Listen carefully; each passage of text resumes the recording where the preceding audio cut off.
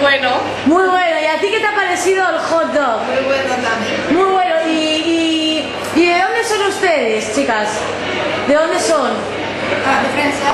De Francia. ¿Y tú, perdona, eres de? De Londres. De Londres.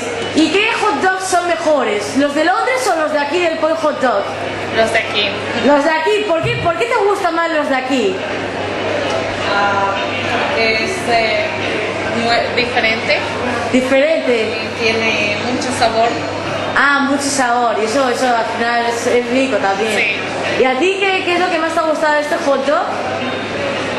No puedo comparar porque es la primera vez que como. ¿Que comes? Sí, un hot dog.